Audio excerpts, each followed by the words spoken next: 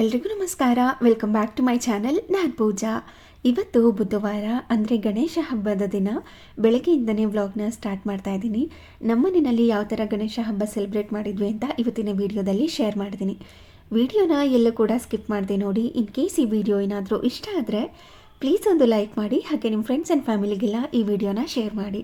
ಹಾಗೆ ಇವತ್ತಿನ ವಿಡಿಯೋದಲ್ಲಿ ಸಾಕಷ್ಟು ಪ್ರಸಾದಗಳನ್ನು ಸಹ ಮಾಡಿದೆ, ಅದರ ರೆಸಿಪಿಗಳನ್ನು ಸಹ ಶೇರ್ ಮಾಡ್ತೀನಿ. ಹಾಗೆ ಒಂದು ಪುಟ್ಟದಾಗಿರುವಂಥ ರಂಗೋಲಿ ಡಿಸೈನ ನೋಡ್ಕೊಂಡು ಬನ್ನಿ.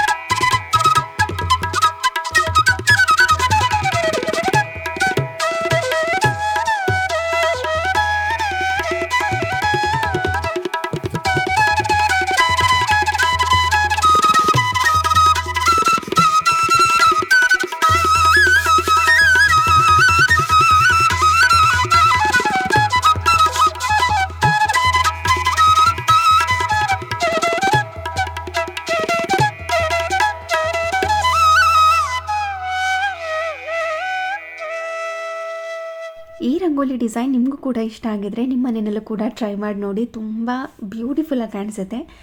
ಇನ್ನು ಪೂಜೆಗೆ ಎಲ್ಲ ರೆಡಿ ಮಾಡ್ಕೋಬೇಕಾಗಿತ್ತು. ಸೊ ಹಾಗಾಗಿ ರೆಡಿಯಾಗಿ ನೈವೇದ್ಯಕ್ಕೆ ಫಸ್ಟು ರೆಡಿ ಮಾಡಿಕೊಂಡು ಅದಾದ ನಂತರ ಗಣೇಶ ಕೂರಿಸೋಣ ಅಂತ ಬೆಳಿಗ್ಗೆನೇ ಎಲ್ಲ ಪ್ರಿಪೇರ್ ಮಾಡ್ಕೊಳ್ಳೋದಕ್ಕೆ ಸ್ಟಾರ್ಟ್ ಮಾಡ್ಕೊಂಡಿದ್ದೀನಿ. ಇವತ್ತು ಪ್ರಸಾದಕ್ಕೆ ಅಂತ ಕಡಲೆಕಾಳು ಉಸ್ಲಿ, ಪಂಚಕಜ್ಜಾಯ, ಮೋದಕ ಎಲ್ಲ ಮಾಡ್ತಾ ಇದ್ದೀನಿ. ಸೊ ಹಾಗಾಗಿ ಅದನ್ನು ಕೂಡ ಶೇರ್ ಮಾಡ್ತೀನಿ. ಇನ್ನು ನೆನ್ನೆ ರಾತ್ರಿನೇ ಕಡಲೆಕಾಳನ್ನು ನೆನೆಸಿಟ್ಕೊಂಡಿದ್ದೆ. ಮಧ್ಯಾಹ್ನದ ಮೇಲೆ ಪ್ರಸಾದ ಮಾಡಬೇಕು ಅಂದರೆ ಬೆಳಗ್ಗೆ ನೆನೆಸಿಟ್ಕೊಂಡ್ರೂ ಕೂಡ ಆಗುತ್ತೆ. ಇವತ್ತು ಬೆಳಗ್ಗೆನೇ ಮಾಡೋಣ ಅಂತ ಅಂದ್ಕೊಂಡಿದ್ದೆ. ಸೊ ಹಾಗಾಗಿ ನೆನ್ನೆ ರಾತ್ರಿನೇ ನೆನೆಸಿಟ್ಟಿದ್ದೆ. ಬೆಳಗ್ಗೆ ಎದ್ದು ಇದನ್ನು ಬೇಯಿಸ್ಕೊಂಡು ಸಿಂಪಲಾಗಿ ಒಗ್ಗರಣೆ ಹಾಕ್ಕೊಂಡ್ರೆ ಕಡಲೆಕಾಳು ಹುಸ್ಲಿ ರೆಡಿಯಾಗಿರುತ್ತೆ. ಇನ್ನು ಬಹಳಷ್ಟು ಜನ ಗೊತ್ತಿರುತ್ತೆ, ಮೊದಲಿಂದನೂ ನನ್ನ ವೀಡಿಯೋಸ್ನ ನೋಡ್ಕೊಂಡು ಬಂದಿರೋರಿಗೆ, ನೆನ್ನೆನೇ ನಮ್ಮ ಮನೆಯಲ್ಲಿ ಗ್ರ್ಯಾಂಡಾಗಿ ಹಬ್ಬ ಮಾಡಿರ್ತೀವಿ. ಅಂದರೆ ಬಳ್ಕ ತೊಗೊಳ್ಳೋದು ಅಂತ ಹೇಳ್ತೀವಿ, ಇಲ್ಲ ಮಡಕೆ ತೊಗೊಳ್ಳೋದು ಅಂತ ಹೇಳ್ತೀವಿ. ಅಂದರೆ ಡೀಪ್ ಕ್ಲೀನ್ ಮಾಡಿ ನಮ್ಮ ಮನೆ ದೇವ್ರಿಗೆ ಪೂಜೆ ಮಾಡುವಂಥದ್ದು. ಗೌರಿ ಹಬ್ಬದ ದಿನದ್ದು ಯಾವುದೇ ಥರ ವೀಡಿಯೋನ ಶೂಟ್ ಮಾಡ್ಕೊಂಡಿರಲಿಲ್ಲ. ಸೊ ಹಾಗಾಗಿ ಶೇರ್ ಮಾಡೋದಕ್ಕಾಗ್ತಾ ಇಲ್ಲ.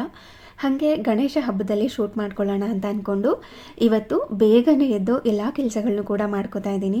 ಕೆಲವೊಂದು ಸಾರಿ ಹೆಂಗಾಗ್ಬಿಡೋದು ಅಂತಂದರೆ, ಮೊದಲು ನಾನು ಪೂಜೆ ಮಾಡಿಬಿಡ್ತಾ ಇದ್ದೆ, ಅದಾದಮೇಲೆ ಪ್ರಸಾದ ಎಲ್ಲ ಮಾಡಿ ಇಡ್ತಾ ಇದ್ದೆ. ಆದರೆ ಈ ವರ್ಷ ಮೊದಲಿಗೆ ಎಲ್ಲ ಪ್ರಸಾದಗಳನ್ನು ಮಾಡಿಕೊಂಡು ಪೂಜೆ ಟೈಮ್ಗೆ ಎಲ್ಲ ಅರೇಂಜ್ ಮಾಡಿ ಇಟ್ಕೊಂಡ್ಬಿಡೋಣ, ಪ್ರಸಾದನೇ ಇಟ್ಟು ಪೂಜೆ ಮಾಡೋಣ ಅಂತ ಅಂದ್ಕೊಂಡು ರೆಡಿ ಮಾಡ್ಕೋತಾ ಇದ್ದೀನಿ. ಆಲ್ಮೋಸ್ಟ್ ನೆನ್ನೆನೇ ಎಲ್ಲ ಕೆಲಸಗಳು ಕೂಡ ಮುಗ್ದೋಗ್ಬಿಟ್ಟಿತ್ತು. ಬರೀ ಇವತ್ತು ಪ್ರಸಾದ ಮಾಡಿ ಆ ಗಣೇಶನಿಟ್ಟು ಪೂಜೆ ಮಾಡೋದಷ್ಟೇ ಬಾಕಿ ಇತ್ತು. ಸೊ ಹಾಗಾಗಿ ಬೇಗನೆ ಕೆಲಸಗಳು ಕೂಡ ಮುಗ್ದೋಗ್ತಾ ಇತ್ತು. ಮೊದಲು ಕಡಲೆಕಾಳನ್ನೇ ಬೇಯೋದಕ್ಕೆ ಇಟ್ಕೊಂಡಿದ್ದೀನಿ. ಅದು ಕೂಗಿ ಕೂಲಾಗೋ ಅಷ್ಟರಲ್ಲಿ ಮಿಕ್ಕೊಂಡಿರುವಂಥ ಕೆಲಸ ಎಲ್ಲ ಮಾಡ್ಕೋಬೋದು ಅಂತ ಕಡಲೆಕಾಳನ್ನು ಬೇಯಿಸ್ಕೊಳ್ಳೋದಕ್ಕೆ ಸ್ವಲ್ಪ ಉಪ್ಪನ್ನು ಕೂಡ ಹಾಕಿ ಬೇಯಿಸ್ಕೊತಾ ಇದ್ದೀನಿ. ಒಂದು 4-5 ವಿಷಲ್ ಹಾಕಿಸ್ಕೊಂಡ್ರೆ ಸಾಕಾಗುತ್ತೆ. ಇನ್ನು ಇನ್ನೊಂದು ಸೈಡಲ್ಲಿ ಮೋದಕ ಮಾಡ್ಕೊಳ್ಳೋದಕ್ಕೆ ಅಂತ 1 ಕಪ್ನಷ್ಟು ಅಕ್ಕಿ ಹಿಟ್ಟಿಗೆ 1/4 ಕಪ್ನಷ್ಟು ನೀರನ್ನು ಹಾಕಿ ಅದಕ್ಕೆ ಸ್ವಲ್ಪ ಉಪ್ಪು ತುಪ್ಪನ ಹಾಕಿ ಕುದಿಸ್ಕೊತೀನಿ. ಅದಾದಮೇಲೆ ಅಕ್ಕಿ ಹಿಟ್ಟನ್ನು ಹಾಕಿ ಮತ್ತೆ ಅದನ್ನು ಬೇಯಿಸ್ಕೊಳ್ಳೋದು. ಇದನ್ನು 2 ಥರ ಮಾಡ್ಬೋದು. ಮೊದಲಿಗೆ ರಾಗಿ ಮುದ್ದೆ ಮಾಡ್ಕೋತೀವಲ್ವ, ಆ ಥರ ಚೆನ್ನಾಗಿ ಬೇಯಿಸ್ಕೋಬೇಕು ಈ ಅಕ್ಕಿ ಹಿಟ್ಟನ್ನು. ಅದಾದಮೇಲೆ ಸ್ಟೀಮ್ ಮಾಡ್ಕೊಳ್ಳೋ ಅಗತ್ಯ ಇರೋದಿಲ್ಲ. ನಾನು ಈ ಥರ ಮಾಡ್ತಿದ್ದೀನಲ್ವ, ಈ ಮೆಥಡಲ್ಲಿ ಮಾಡಿದಾಗ ಸ್ಟೀಮ್ ಮಾಡ್ಕೋಬೇಕಾಗುತ್ತೆ. ಏಕೆಂದರೆ ನಾವು ಮೊದಲಿಗೆ ಮುದ್ದೆ ಮಾಡ್ಕೊಳ್ಳೋದಿಲ್ಲ, ಜಸ್ಟ್ ಅಕ್ಕಿ ಹಿಟ್ಟನ್ನು ಮಿಕ್ಸ್ ಮಾಡಿ ಮಾಡ್ಕೊಳ್ಳೋದ್ರಿಂದ ಅದು ಬೆಂದಿರೋದಿಲ್ಲ. ಅದಕ್ಕೋಸ್ಕರ ಸ್ಟೀಮ್ ಮಾಡ್ಕೋಬೇಕು. ಇನ್ನು ಮುರ್ಗಡ್ಬು ಅಂತ ಮಾಡ್ತಾರಲ್ವ, ಆ ಥರ ಎಲ್ಲ ಮಾಡಿದಾಗ ನಾವು ಯೂಶ್ವಲ್ ಆಗಿ ಮುದ್ದೆ ಥರ ಮಾಡಿಕೊಂಡು ಸ್ಟಫಿಂಗ್ ಮಾಡಿಕೊಂಡು ಕ್ಲೋಸ್ ಮಾಡ್ಕೋತೀವಿ. ಆವಾಗ ಮತ್ತೆ ಅದನ್ನು ಸ್ಟೀಮ್ ಮಾಡ್ಕೊಳ್ಳೋ ಅಗತ್ಯ ಇರೋದಿಲ್ಲ. ನಾನು ಮೊದಲೇ ಹೇಳಿದಾಗೆ 2 ಥರ ಮೋದಕನ ಮಾಡ್ಕೋಬೋದು. ಕುದೀತಾ ಇರುವಂಥ ನೀರಿಗೆ ಅಕ್ಕಿ ಹಿಟ್ಟನ್ನು ಹಾಕಿ ಅದನ್ನು ಮಿಕ್ಸ್ ಮಾಡ್ಕೊಳ್ಳೋದಷ್ಟೇ. ಮಿಕ್ಸ್ ಮಾಡಿ ಲಿಡ್ಡನ್ನು ಕ್ಲೋಸ್ ಮಾಡಿ ಒಂದು ಸೈಡಲ್ಲಿ ಎತ್ತಿಟ್ಕೊಂಡಿರ್ತೀನಿ. ಫ್ಲೇಮ್ನ ಆಫ್ ಮಾಡಿಕೊಂಡೆ ಮಿಕ್ಸ್ ಮಾಡ್ಕೋಬೇಕು. ಅದಾದಮೇಲೆ ಅದು ಸ್ವಲ್ಪ ಸಾಫ್ಟಾಗಿ ಆಗಿರುತ್ತೆ. ಅದನ್ನು ಚೆನ್ನಾಗಿ ಹಿಟ್ಟನ್ನು ನಾದ್ಕೋಬೇಕಾಗತ್ತೆ. 1 ಗಂಟೆ ಇಲ್ದಂಗೆ ಚೆನ್ನಾಗಿ ಹೊಂದಿಸ್ಕೋಬೇಕು. ಅದೇ ಸ್ವಲ್ಪ ಉಗುರು ಬೆಚ್ಚಗಿರೋ ಟೈಮ್ನಲ್ಲಿ ಮಾಡ್ಕೋಬೋದು. ಅದಕ್ಕೆ ಒಂದು ಸೈಡಲ್ಲಿ ಎತ್ತಿಟ್ಕೊಂಡಿದ್ದೀನಿ. ಹಾಗೆ ಇನ್ನೊಂದು ಸೈಡಲ್ಲಿ ಈ ಪಂಚಕಜ್ಜಾಯ ಮಾಡ್ಕೊಳ್ಳೋದಕ್ಕೆ ಸ್ವಲ್ಪ ಡ್ರೈ ಫ್ರೂಟ್ಸ್ ಎಲ್ಲ ಬೇಕು, ಅದನ್ನೆಲ್ಲ ಕಟ್ ಮಾಡ್ಕೋತಾ ಇದ್ದೀನಿ. ಇವಾಗ ಯೂಶ್ವಲ್ ಆಗಿ ಒಂದು ಚಾಪಿಂಗ್ ಥರ ಬರುತ್ತೆ, ಅದರಿಂದ ಮಾಡಿಕೊಂಡ್ರೆ ತುಂಬ ತೆಳುವಾಗಿ ಸ್ಲೈಸಸ್ ಆಗಿಬಿಡುತ್ತೆ, ಅಷ್ಟೊಂದು ರುಚಿ ಕೊಡೋದಿಲ್ಲ. ಅದಕ್ಕೋಸ್ಕರ ಏನು ಮಾಡ್ತಾಯಿದ್ದೀನಿ, ಈ ಸಾರಿ ಚಾಕುನಿಂದನೇ ಸಣ್ಣದಾಗಿ ಚಾಪ್ ಮಾಡ್ಕೋತಾ ಇದ್ದೀನಿ. ಇದ್ರ ಜೊತೆ ಸ್ವಲ್ಪ ಪಿಸ್ತಾ ಹಾಗೆ ಒಣ ದ್ರಾಕ್ಷಿನೂ ಕೂಡ ಸೇರಿಸ್ಕೋಬೇಕು. ಪಿಸ್ತಾನೂ ಕೂಡ ಸಣ್ಣದಾಗಿ ಕಟ್ ಮಾಡ್ಕೋಬೇಕು. ಇದ್ರೆ ಹಾಕ್ಕೋಬೋದು, ಇಲ್ಲಾಂದರೆ ಸ್ಕಿಪ್ ಮಾಡ್ಕೋಬೋದು. ಹಾಕ್ಕೊಂಡ್ರೆ ಬಹಳ ರುಚಿಯಾಗೇ ಬರುತ್ತೆ.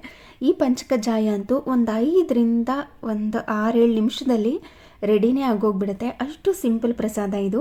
ಇದು ಕೂಡ ಗಣೇಶನಿಗೆ ಪ್ರಿಯವಾಗಿರುವಂಥ ಪ್ರಸಾದ.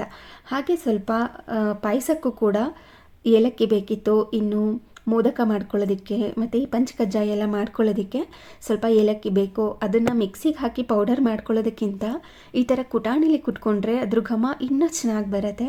ಹಾಗೆ ಸಿಪ್ಪೆನೆಲ್ಲ ತೆಗೆದು ಒಳಗಡೆ ಇರುವಂಥ ಕಾಳುಗಳ ಥರ ಇರುತ್ತಲ್ವ, ಅದನ್ನು ಮಾತ್ರ ಹಾಕಿ ಚೆನ್ನಾಗಿ ಇದನ್ನು ಕುಟ್ಟಿ ರೆಡಿ ಮಾಡ್ಕೋತೀನಿ. ಹಾಗೆ ಇನ್ನೊಂದು ಸೈಡಲ್ಲಿ ಅಳತೆ ಮಾಡ್ಕೋತಾ ಇದ್ದೀನಿ.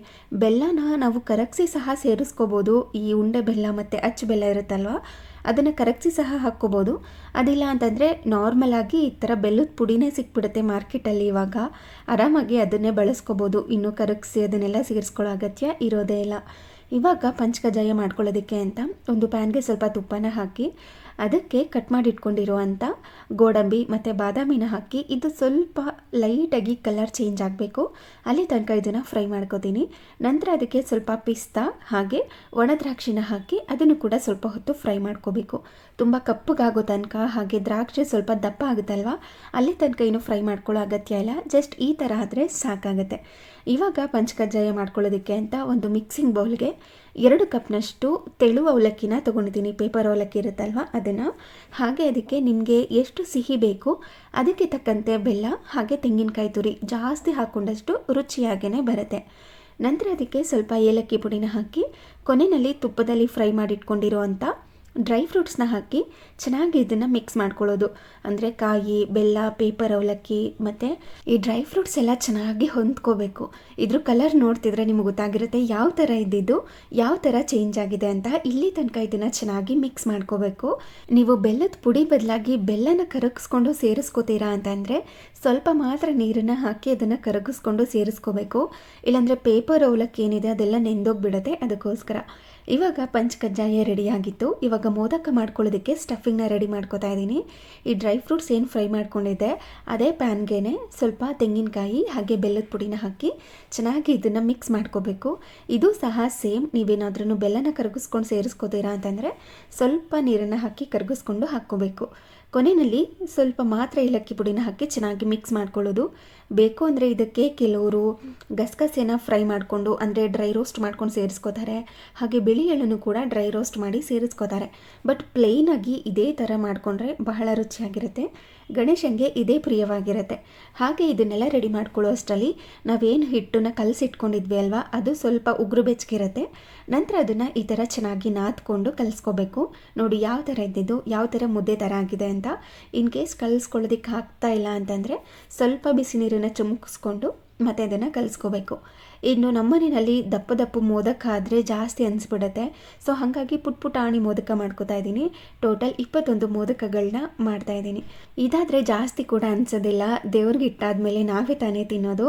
ಸೊ ಹಾಗಾಗಿ ಬರೀ 21 ಮೋದಕ ಮಾತ್ರ ಮಾಡ್ಕೋತಾ ಇದ್ದೀನಿ, ಎಕ್ಸ್ಟ್ರಾ ಏನೂ ಮಾಡ್ಕೋತಾ ಇಲ್ಲ.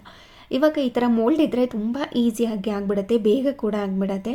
ಈ ಮೋಲ್ಡ್ಗೆ ಸ್ವಲ್ಪ ತುಪ್ಪನ ಹಾಕಿ ಈ ಅಕ್ಕಿ ಹಿಟ್ಟನ್ನು ಒಳಗಡೆ ನೀಟಾಗಿ ಸ್ಪ್ರೆಡ್ ಮಾಡಿಕೊಂಡು ಮಧ್ಯದಲ್ಲಿ ಈ ಸ್ಟಫಿಂಗ್ನ ಹಾಕೋತಾ ಇದ್ದೀನಿ. ಹಾಕೊಂಡ್ಮೇಲೆ ಮತ್ತೆ ಅದನ್ನು ಕ್ಲೋಸ್ ಮಾಡ್ಕೋಬೇಕು. ಈ ಥರ 21 ಮೋದಕಗಳನ್ನ ಮಾಡ್ಕೋತಾ ಇದ್ದೀನಿ. ಹಾಗೆ ಸೈಡಲ್ಲಿ ಪಂಚಕಜ್ಜಾಯ ಕೂಡ ರೆಡಿಯಾಗಿತ್ತು. ಹಾಗೆ ಕಡಲೆಕಾಳಿಗೆ ಏನು ಕಾಳನ್ನು ಕೂಗೋದಕ್ಕೆ ಇಟ್ಕೊಂಡಿದ್ವಿ, ಕಡಲೆಕಾಳನ್ನು, ಅದು ಸಹ ಬೆಂದಿರುತ್ತೆ. ಜಸ್ಟ್ ಅದಕ್ಕೆ ಸಿಂಪಲಾಗಿ ಒಗ್ಗರಣೆನ ಹಾಕ್ಕೊಳ್ಳೋದು. ನೋಡಿ ಎಷ್ಟು ಪರ್ಫೆಕ್ಟಾಗಿ ಮೋದಕ ರೆಡಿ ಆಗಿದೆ ಅಂತ. ನಾವು ಕೈಯಲ್ಲಿ ಮಾಡ್ಕೋತೀವಿ ಅಂದರೆ ಸ್ವಲ್ಪ ಟೈಮ್ ತಗೊಳುತ್ತೆ. ಈ ಥರ ಮಾಡಿಕೊಂಡ್ರೆ ತುಂಬ ಈಸಿ ಅನಿಸುತ್ತೆ. ಇದೇ ಥರ ಶೇಪ್ ಇರಬೇಕು ಆ ಥರ ಏನೂ ಇರೋದಿಲ್ಲ. ಆರಾಮಾಗಿ ರೌಂಡಾಗಿ ಮಾಡಿ ಮೇಲ್ಗಡೆ ಸ್ವಲ್ಪ ಮೂತಿ ಥರ ಮಾಡಿದ್ರೂ ಕೂಡ ಅದು ಮೋದಕನೇ. ಬಟ್ ಈ ಥರ ಮೋಲ್ಡ್ ಇದ್ದಾಗ ಆರಾಮಾಗಿ ಮಾಡ್ಕೋಬೋದು ಅಂತ ಅಷ್ಟೇ. ಸೊ ಅದೇ ಥರ 21 ಮೋದಕಗಳನ್ನ ಮಾಡಿ ರೆಡಿ ಮಾಡ್ಕೋತಾ ಇದ್ದೀನಿ. ಅದಾದಮೇಲೆ ಇದನ್ನು ಸ್ಟೀಮ್ ಮಾಡ್ಕೊಳ್ಳೋದು. ನಾನು ಮೊದಲೇ ಹೇಳಿದಾಗೆ ಮೊದಲೇ ನೀವು ಹಿಟ್ಟನ್ನು ಚೆನ್ನಾಗಿ ಬೇಯಿಸ್ಕೊಂಡ್ಬಿಡ್ತು ಅಂತಂದರೆ ಸ್ಟೀಮ್ ಮಾಡ್ಕೊಳ್ಳೋ ಅಗತ್ಯನೇ ಇರೋದಿಲ್ಲ. ಬಟ್ ಹಿಟ್ಟನ್ನು ನಾನು ಮಾಡಿರೋ ಥರ ಮಾಡ್ಕೊಂಡಿದ್ದೀರಿ ಅಂತಂದರೆ ಇದನ್ನು ಸ್ಟೀಮ್ ಮಾಡ್ಕೋಬೇಕಾಗುತ್ತೆ. ಇವಾಗ ಸ್ಟೀಮ್ ಮಾಡ್ಕೊಳ್ಳೋದಕ್ಕೆ ಅಂತ ನೀರನ್ನು ಕುದಿಲಿಕ್ಕೆ ಇಟ್ಕೊಂಡಿದ್ದೆ. ಅದ್ರ ಮೇಲೆ ಒಂದು ಈ ಥರ ಸ್ಟ್ರೈನರ್ ಇರುತ್ತಲ್ವ, ಅದನ್ನು ಇಟ್ಕೊಂಡು ಅದಕ್ಕೆ ಬಾಳೆ ಎಲೆನ ಹಾಕಿ ಈ 21 ಮೋದಕಗಳನ್ನು ಕೂಡ ಕರೆಕ್ಟಾಗಿ ಪ್ಲೇಸ್ ಮಾಡಿಕೊಂಡು ಒಂದು 8ರಿಂದ 10 ನಿಮಿಷಗಳ ಕಾಲ ಸ್ಟೀಮ್ ಮಾಡಿಕೊಂಡ್ರೆ ಮೋದಕ ರೆಡಿಯಾಗಿರುತ್ತೆ. ಇನ್ನು ಅದೇ ಹಿಟ್ಟೇ ಇತ್ತು, ಸೊ ಹಾಗಾಗಿ ಸ್ವಲ್ಪ ಶಾವಿಗೆ ಕೂಡ ಮಾಡ್ಕೋತಾ ಇದ್ದೀನಿ.